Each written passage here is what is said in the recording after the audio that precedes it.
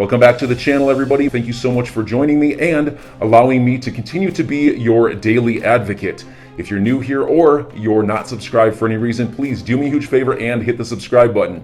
Thank you to all of you who have been watching and following me for so long. It truly means a lot, and I'm glad that I can be this person. James Flynn put this out. Ripple and the individual defendants request an extension of time until Monday, March 22nd. To respond to the SEC's letter claiming that District Judge Torres' ruling makes Hinman emails and the Estabrook notes irrelevant. Oh yeah, sure. Now, I tweeted this out. I think library.com, if that's what you call them, is realizing there's no choice but to publicly fight back. Our government is turned on the people. None of us wanted to be in this position. We just want a future for our children, and we will fight for it if necessary. John Deaton weighed in. He says, I'm astonished that industry leaders, Blockchain Association, Chamber of Digital Commerce, haven't been more vocal about the library case. Ripple is a major player and has deeper pockets to defend with. XRP market cap 37 billion, LBC is 20 million.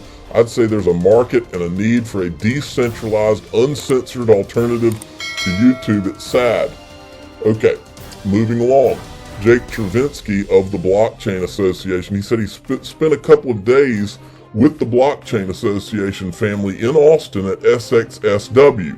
Great time, great city, awesome people, looking forward to coming back in a few months for Consensus 2022. And Matt Hamilton from Ripple says, did you get a chance to swing by the Ripple house at all? So here's Ripple representing NFT. Ripple and them are there, and they had a booth and the whole thing. NFTs on the XRP ledger is what they were showing. Where's this guy who's supposed to represent the entire industry? Well, he's a Bitcoin and Ethereum guy. There's no indication that the Blockchain Association is in support of anything but that. And so far, we don't have any indication that he even wanted to see what Ripple had going on.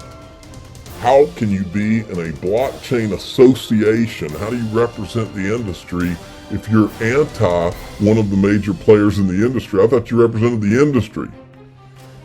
These people, I tell you what, no shame. And speaking of no shame, Joseph Lubin, I think we showed you yesterday, he had tweeted, we've long maintained a significant treasury of Ethereum.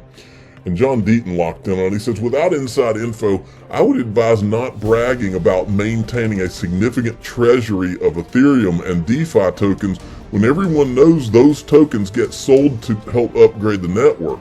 Ripple and Library got sued over it. He must 100% believe the regulatory free pass is permanent. And then Library weighed in, and they're making it clear they're not trying to throw anybody under the bus. They just don't understand, like all of us. They said, we're not trying to get anyone in trouble, but this is literally what we're being sued by the SEC for. Hard not to believe there is some corruption involved when Ethereum can state this openly in 2022 without penalty. Exactly. And then Santiago Velez says, I know something you don't know. Inversion is coming, and retweets that Joseph Lubin is excited to share about his Series D fundraise. Santiago Velez is a pretty sophisticated guy, and he's not like anti-Ethereum or whatever. And when I saw this, I was like, whoa, what does he know? Because he's been on with like Raoul Paul and people like that know things. So I'm curious as to what he's talking about there. Now, we played this video last week. It's only 44 seconds. You need to watch it again so you'll understand what I'm saying here. Well, this guy's name is Arthur Falls. He used to be with Consensus. Well, the shareholders of Consensus AG have missed out on their fair share of that $3.3 billion.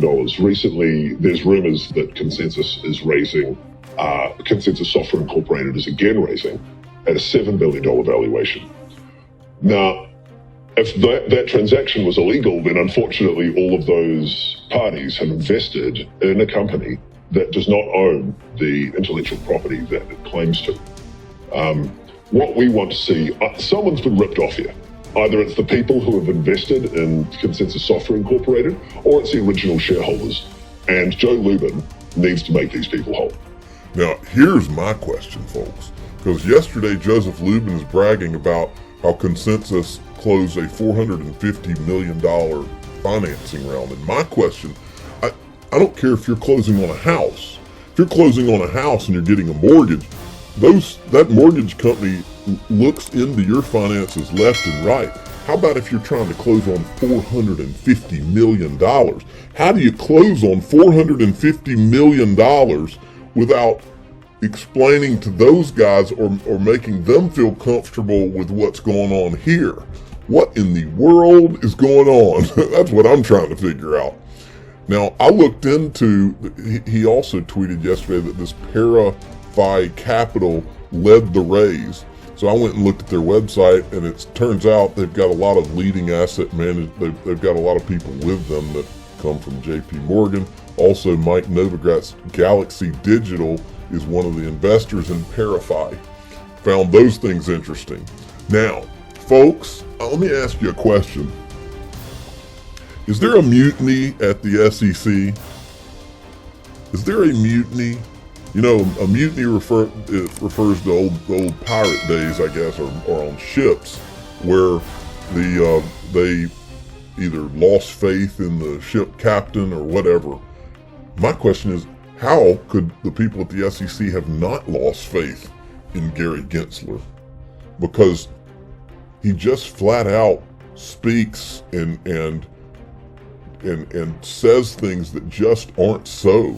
And how many of these people want to hitch their career wagon to this guy is my question. Well, apparently this guy doesn't want to anymore.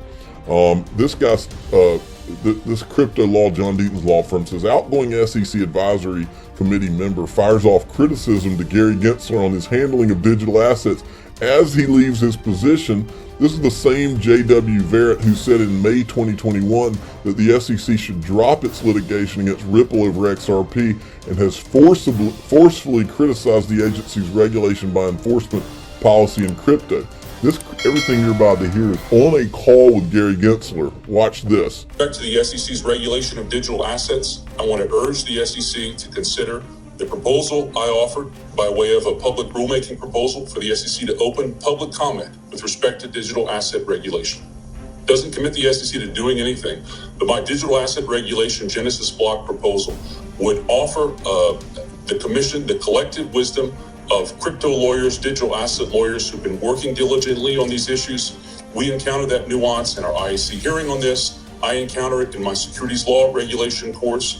Look, on the one hand, it's ridiculous for the 33 Act to treat miners and node operators as underwriters, or to apply cookie-cutter proxy rules to the voting of governance tokens in a DeFi protocol. On the other hand, I think a lot of people in the digital asset and crypto communities would love to see standardized disclosure about tokenomics and about auditing of smart contracts in a particular project. I think the digital asset regulation Genesis block proposal can help the SEC to achieve that and ultimately help digital asset owners like me rather than threaten the value of their interests with over application of the Howey test. And so I hope that my proposal will get sincere consideration. Thank you again. I will miss all of you. I will still heckle the IEC from the sidelines. Just kidding. But I will be here. I will be writing in some comment letters, and I won't be far. So I hope you will all stay close and stay in touch. All right. I'm not going to play the part where Gary Gensler comes in and responds to him yet. Okay, he comes in right here, but I want to make a point because first I want to show you what he said. He says, upon my term ending on the SEC's advisory committee last week, I took a chance to give Chair Gensler some strong words about his abuse of digital assets. Check out Gensler's response. I want to join the fight for digital asset freedom and the many folks that have been fighting a long time on these issues, like Jerry Brito, who will not support John Deaton or Ripple, Kristen Smith, who's with the block. He's with Coin Center, okay? Coin Center. They've shown no support for Ripple or for John Deaton. Kristen Smith, Blockchain Association, they've shown no support for Ripple or for John Deaton, and the Jake Chervinsky, you know all about him, same thing. This person, I don't know. Maybe we need to look into them too. But there is some, but I do think this guy's one of the good guys. Okay, But these people owe it to the industry to stand up for Ripple. I'll keep saying that. We're going to stay on them. Now, back to what I was saying. So enjoy your day, everybody. I'm always here for you. Leave any comments or questions below, and be sure to subscribe. But thanks, everybody. I really appreciate you. Enjoy your day, and I always have your back. So thanks so much, everybody.